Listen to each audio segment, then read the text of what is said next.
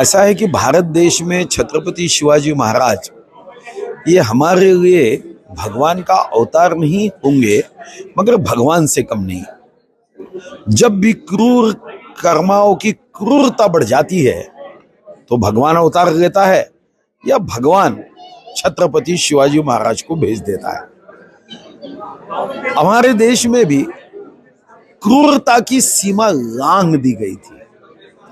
औरंगजेब ये खुद को गाजी समझता था, आलमगीर समझता था, और क्रूरता के बारे में जिसने अपने बाप को जेल में डाल दिया, भाई का सर कटवा दिया और सर कटवा के थाली में परोसकर अपने पिता को भेज दिया, ऐसा पापी, दुराचारी, अत्याचारी, क्रूर करना।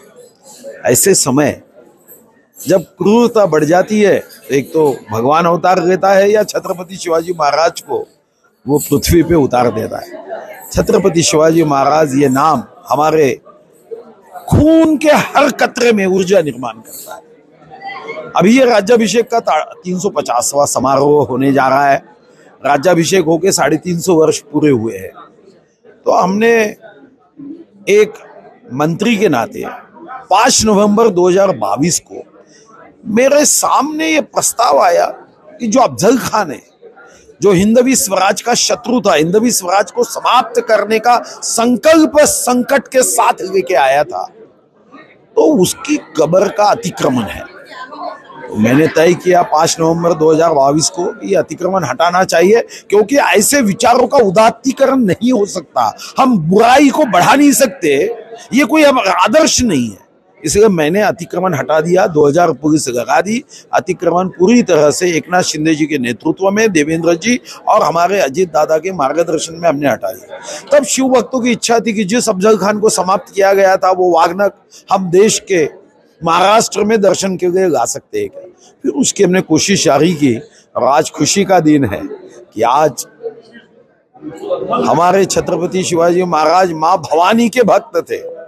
आज हमने इसी पवित्र दिवस पर हमने आज वो एमओयू किया है कि वो वागनक 3 वर्ष के लिए हमें दर्शन के लिए मिले। ठीक है, आगे कोशिश करेंगे कि वो स्थायी स्वरूप में हमारे देश में। कब तक पहुंचेंगे? ऐसा है कि हमने तो उनको कहा है कि हमें 2-3 महीने में दिए जाए।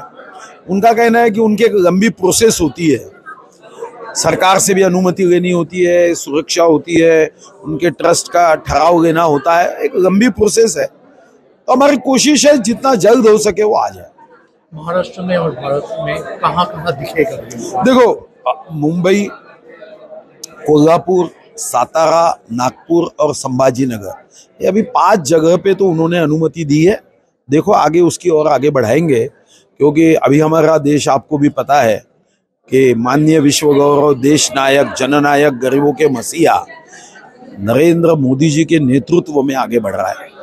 और जब से मैं राजनीति में आया हूं और नरेंद्र मोदी जी जैसा एक विकास सूर्य हमारे देश में, आत्मनिर्भर भारत, विश्व गौरव भारत, वसुधैव कुटुंबकम भारत, ये संकल्प के साथ आगे बढ़ रहे हैं, तो मैंने देखा कि हमेशा माननीय विश्व गौरव देश नायक नरेंद्र मोदी जी के आदर्श राजा ये छत्रपति शिवाजी महाराज रहे हैं। हमारे अमित भाई शाह, इनके भी आदर्श विचार ये छत्रपति शिवाजी महाराज के रहे हैं। तो मुझे खुशी की बात है कि जिस देश का मैं वासी हूं, छत्रपति शिवाजी महाराज ये हमारे आदर्श है। और आज मैं ये वागनक ले जा सक रहा हूं, इसकी मुझे बहुत दिल से खुशी है। क्या वागनक सिर्फ एक शुरुआत है?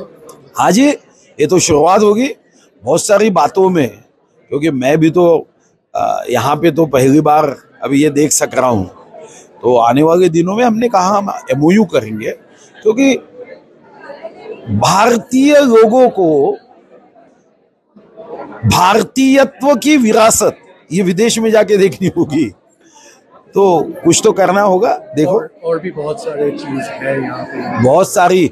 आज जब मैंने देखा तो मुझे तो हमेशा भारत में जन्म हुआ इसका अभिमान है। मैं तो हमेशा यही सोचता हूँ कि विश्व के 193 देशों में भारत में हजारों जन्मों के पुण्य के बाद जन्म होता है। इतना सुंदर देश है, इस देश की विरासत इतनी बहुत जबरदस्त है कि शब्दों में वर्णन नहीं कर सकता। तो आने वाले दिनों में इस देश का एक नागरिक के नाते जो अधिकार मुझे है, उस अधिकार के आधार पर कोशिश तो जारी रहेगी। और मुझे विश्वास है कि गैरों से डरकर कभी नौका पार नहीं होती, कोशिश करने वाले की कभी हार नहीं होती।